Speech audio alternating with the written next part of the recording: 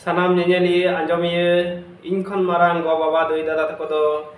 ᱜᱚᱰ ᱡᱚᱦᱟᱨ ᱟᱨ ᱦᱩᱰᱤᱧ ᱵᱚᱭᱦᱟ ᱢᱤᱥᱨᱟ ᱛᱟᱠᱚ ᱫᱚ ᱫᱩᱞᱟᱹᱲ ᱛᱷᱩᱢ ᱪᱟᱞ ᱠᱟᱛᱮ ᱤᱧ ᱜᱮ ᱥᱩᱵᱨᱚᱛᱚ ᱴᱩᱰᱩ ᱢᱤᱫ ᱵᱟᱨ ᱠᱟᱛᱷᱟ ᱟᱵᱚ ᱥᱟᱶᱛᱟ ᱨᱮᱱᱟᱜ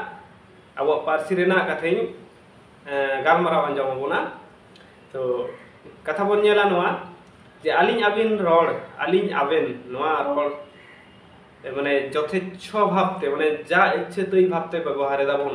আর নোয়া খাতির আবহাওয়া সমাজ রে আবহাওয়া গো পার্সি গো আড়াং জানাম আড়াং রে আঘাতে নাম দা যাহা রে হড়া মেদ গেবাং ঢাঙক কান তাকোয়া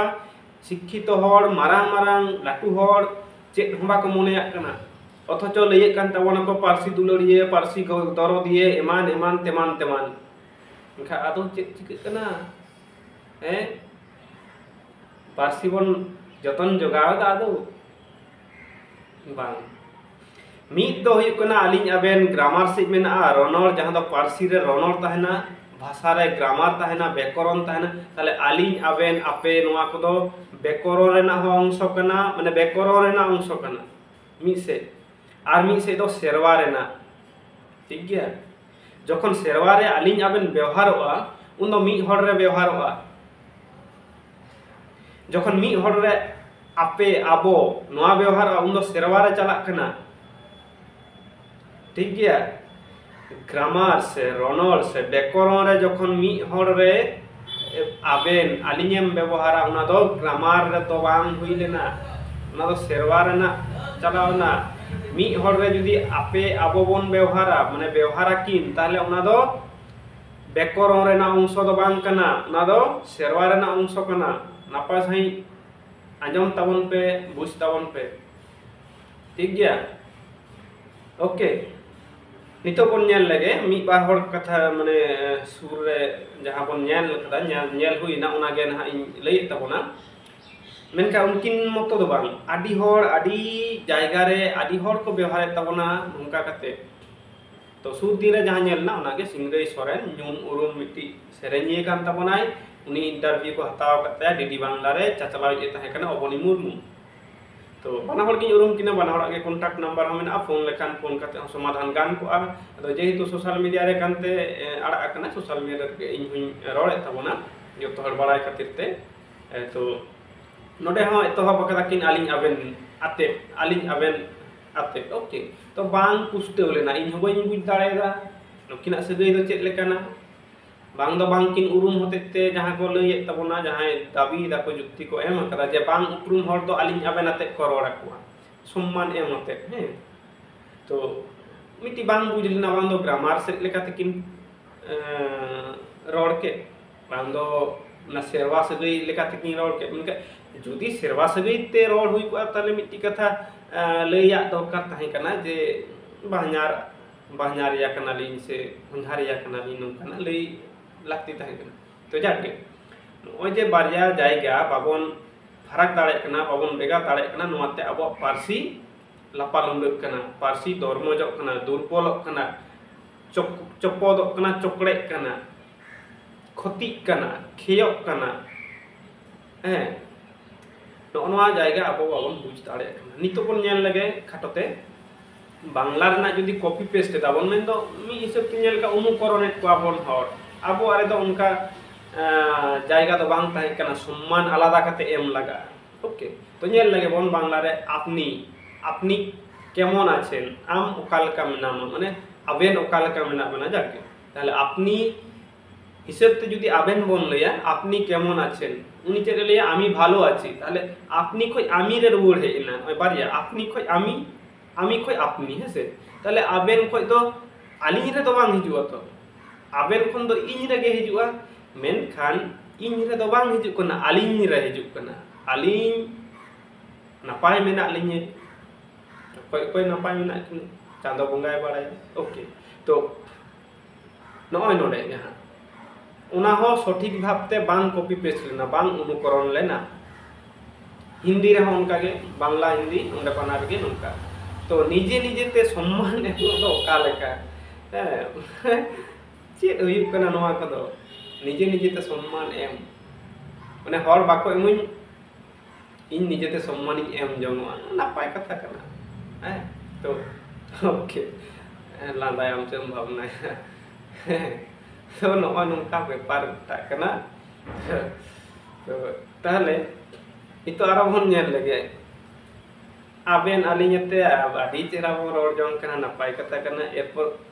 लाटू पोस्ट रे ताहेलेन का गे आलिኝ आबेन आते रोड चलो ती संगात कुली जदी लाटू पोस्ट रे चाकरी कना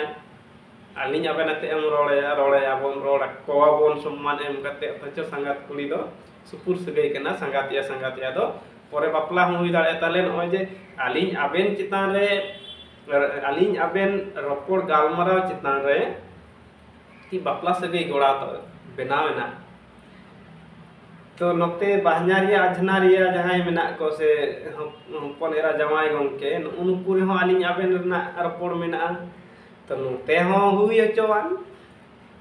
आलिኝ आबेन रे जदी नोआ रेस्ट्रिक्टेड नियम नोआ rules and regulation code and conduct मेना नय जे आचार व्यवहार माने सेरवा से ना हिजुक कना आचार व्यवहार ते तोल मेना आलिኝ आबेन को दो जहां कते मी घड़ी लाइन लेते आलिኝ आबेन आपे आबो नोना को सेरवा ते तोल मेना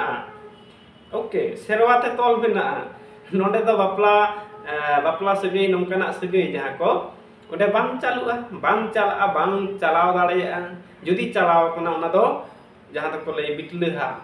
को माने किछु पनिशमेंट जामा ओले शास्ति मेना समाज रे सेरवा रे ओके तो नोंते जहां इन आम मेना तबना ग्रामर रे बेकरण रे नोंडे दो बांग प्रूम से बोया सगई बाते नोंकना नोते हुई दाड़ेया नोते दो ओना माने सेरवाना नियम से सेरवाना जहां आचार व्यवहार ना नियम नोंडे बांग खटा कना उनका नोआ गे पार्थक्य मारांग मिटिन पार्थक्य आदो ताले जहां को दाबी दाड़े ताले आयो बाबा से हाथन कुमंग काका काकी नुकु तो इन आमते एम रोड को नुकु तो चे बन लया नोडे ताले बापला बे से गोड़ा दाड़े बांग नोआ हो अब सेरवा ओनाते बुझ लगावना सेरवा ओके नोका नियम मेना नोते हो सेरवा ना नियम मेना दो बांग है किंतु जखन पार्सी रे बन चला पार्सी रनर बेकरण उन जहां बन लई चोयदा पार हर रे आलिኝ आबेन व्यवहारवा नोरा गे तो प्रॉब्लम तोरी ना तो आलिኝ आबेन नोंडे बार हर किन ताहेना तबे गे आबेन हिजु बे ओना आरो को लैया नोका ग्रामर रे जे उनी अगुयम टटकाय दो बाको लैया मानंग लैया हियुआ जे साम बाबू दो ओंडे मेनाया उनी होवाय में साम बाबू बदलते प्रोनाउन व्यवहार जे ओंडे दो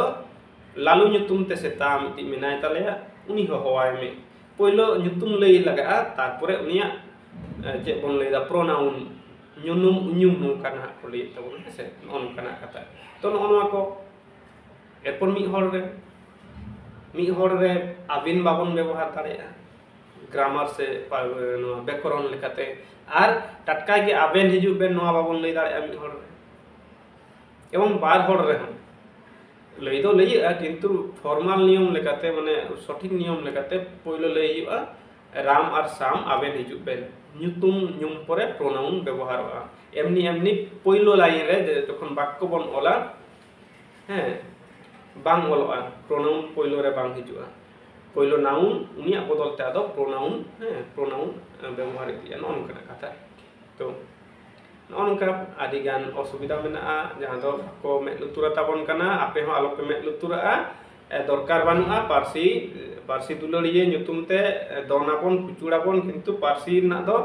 नाड़ी बुड़ी बन जमा नोआ तो दार्शनिक साधुरामचार्य मुर्मू मिटान जायगा रे काठने यूज लेदाय नाड़ी बुड़ी बन जम दाम कागे ना पारसी रे ना नाड़ी बुड़ी जम दावन पे लाग कते रापा कते बड़oj कते जहाँ कते जम दाड़े ना जहाँ तीन जहाँ लाभ हुआ उन्हें जम ताबन पे कारण आपे लगी के नोआ पारसी आपे के सारी पारसी दुलड़िए पारसी दरदिए ओके तो चलो नेला परवर्ती आरो गालमाराव रे मा एनखान निये घड़ी दो कमेंट बॉक्स है ना कमेंट तबन पे ओके चलो।